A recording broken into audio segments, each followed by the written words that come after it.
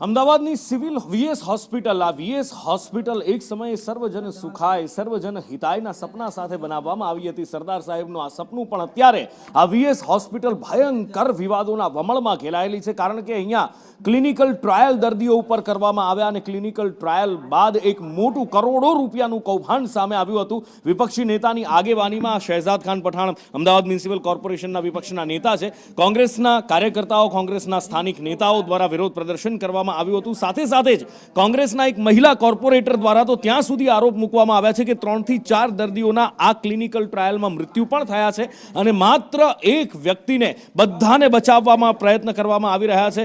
મોટા મોટા માથાઓ પણ આમાં સંડોવાયેલા હોવાનો એમનો આરોપ છે અને એમને કહેવું છે કે દરેક સામે કાર્યવાહી થવી જોઈએ, પણ એ કાર્યવાહીથી બચાવવા માટે માત્ર અને માત્ર એક ડોક્ટરને જ કોળીઓ બનાવાઈ રહ્યો છે, એક ડોક્ટરને જ હાથો બનાવાઈ રહ્યો છે, એક જ ડોક્ટરનું નામ સામે આવી રહ્યું છે.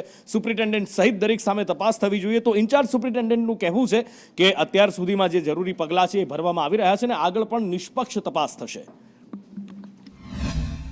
यानी कि भारतीय जनता पार्टी के राज में और अहमदाबाद म्यूनसिपल कॉरपोरेशन के राज में वीएस के दर्दियों को प्रयोगशाला बना के रख दिया था.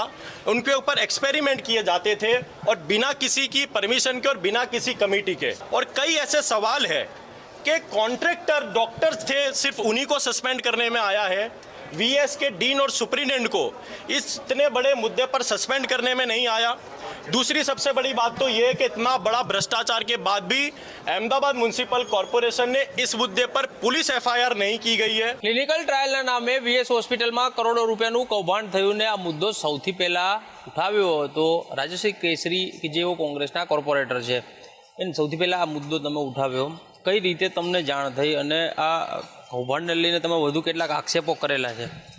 હાજી, આ કૌભાંડ એક પેશન્ટ હતું કે જેને ક્લિનિકલ ટ્રાયલના પૈસા નહીં મળેલા, એટલે આ ક્લિનિકલ ટ્રાયલમાં એને પૈસા નહીં મળેલા એટલે મારી પાસે આવેલું.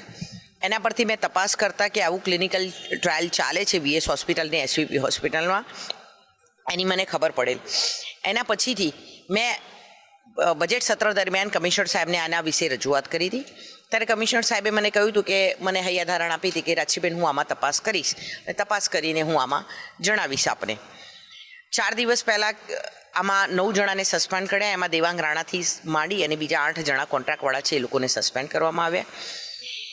એના પછીથી પરમ દિવસે અમદાવાદ મ્યુનિસિપલ કોર્પોરેશને પ્રેસ કોન્ફરન્સ કરી અને પ્રેસ કોન્ફરન્સ કરીને એવું જાહેર કર્યું કે આ કોઈ પણ બનાવ વિશે પારુલબેન શાહ જે અત્યારે ડીન છે એને જાણ નહોતી, કે અમદાવાદ મ્યુનિસિપલ કોર્પોરેશનના કોઈ પણ અધિકારીને જાણ નહોતી.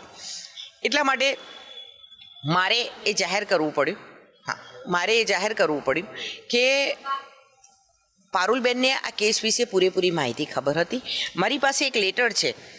આ લેટરમાં એવું બતાવવામાં આવે છે કે આ પારુલબેન શાહે પોતે નીચે નોટેડ કરીને સાઇન કરી છે. દેવાંગ રાણા એક લેટર લખે છે પારુલબેન શાહને કે મારા પ્રિન્સિપલ ઇન્વેસ્ટિગેટર તરીકેના જે નાણાં છે એ મારા એકાઉન્ટમાં જમા થાય અને આ ક્લિનિકલ ટ્રાયલ માટેના જે પૈસા છે મારા એકમાં જમા થાય. એ પૈસામાં નીચે પારુલબેને નીચે સહી કરી છે. આવો જ એક છે કે જેમાં એક કંપની હતી એસ્પોર નામની કંપની, એસ્પોર રિસર્ચ નામની કંપની. આ કંપની 19 નવેમ્બર કે 24 નવેમ્બર 2024ના રોજ આ લોકો આવ્યા અને આમણે આવીને વીએસ હોસ્પિટલમાં ક્લિનિકલ ટ્રાયલ કરી. આ ક્લિનિકલ ટ્રાયલમાં બી પારુલબેનના સાઇન છે, જે સાબિત કરે છે કે પારુલબેનને આ કૌભાંડ વિશે પૂરેપૂરી ખબર હતી. ચોક્કસથી મારી પાસે એવા વ્યક્તિઓ આવેલા છે કે જે 3 થી 4 વ્યક્તિઓ આવેલા છે કે જેના પરિવારવાળા 31 વર્ષનો દીકરો એની માએ ગુમાવ્યો છે. એ ધ્રુસકે ને ધ્રુસકે રડી રહી છે, પણ આની માટેના કોઈ કાયદા બનેલા નથી. એનડીસીટી આની માટેના કોઈ કાયદા બનાવેલા નથી, પણ 3 થી 4 જણા મારી પાસે આવે. कि दर्दियों के नाम पर भ्रष्टाचार करना, जो एक दर्दी ये समझकर अस्पताल में इलाज में जाता हो और आप उन दर्दियों के साथ आपके डॉक्टर और कुछ फार्मास्यूटिकल कंपनी मिलकर यदि एक्सपेरिमेंट करती हो और आप लोग एक शब्द बोलने को तैयार ना होते हो, माननीय मेयर जी, ये बड़े दुख की बात है, बड़े शर्म की बात है. माननीय मेयर जी, आज इस सदन में कांग्रेस पार्टी की तरफ से 8 मुद्दे, इस पूरे मुद्दे पर 8 सवाल कांग्रेस पार्टी आपके बीच में रखना चाहती है. और यदि किसी ने भी ताकत हो इस सदन में आपकी पार्टी को भी कहना चाहूंगा और अधिकारियों को भी कहना चाहूंगा कि यदि आपके पास जवाब हो तो आप यहाँ पर जवाब दीजिएगा। यहाँ पर मीडिया मौजूद है, सभी कॉर्पोरेटर मौजूद है, कोई पॉलिटिकल चर्चा नहीं है। माननीय मेयर श्री, आपके सभ्य ने भी कुछ वर्ष पहले इस मुद्दे पर उठाया गया था, लेकिन तब भी आप लोग इस पर ध्यान न लगाते हो। माननीय मेयर श्री, उनका समय आएगा, मेरे सवाल के बाद आप उनको बोलना, वो अपना जवाब दे सकेंगे। माननीय આ કેસમાં એવું છે કે Devang Rana actually NHL municipal medical કોલેજના ફાર્મેકોલોજી ડિપાર્ટમેન્ટના એસોસિએટ પ્રોફેસર છે. એમને અહીંયા આગળ એક્સપર્ટ ફાર્મેકોલોજીસ્ટ તરીકે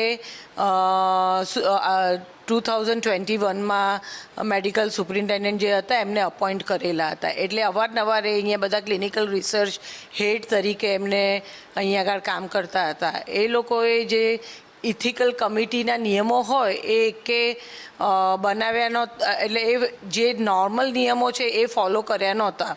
અને એકચ્યુઅલી શું હોય છે કે ઇન્સ્ટિટ્યુશનના અકાઉન્ટમાં બધા પૈસા જમા થાય જે પણ આવે અને ઇન્સ્ટિટ્યુશનના એકાઉન્ટમાંથી બધા ટ્રાન્સફર બાયફર્કેટ થાય એવું અહીંયા આગળ છેલ્લા 3 વર્ષમાં થયેલું નહોતું. એટલે માની લેવાય છે કે બધાના પર્સનલ એકાઉન્ટમાં પૈસા ગયા હશે, જે પ્રિન્સિપલ ઇન્વેસ્ટિગેટર હોય અને Devang Rana as a clinical expert અને એવી રીતે પ્રાઇવેટ ઇથિકલ કમિટી જોડે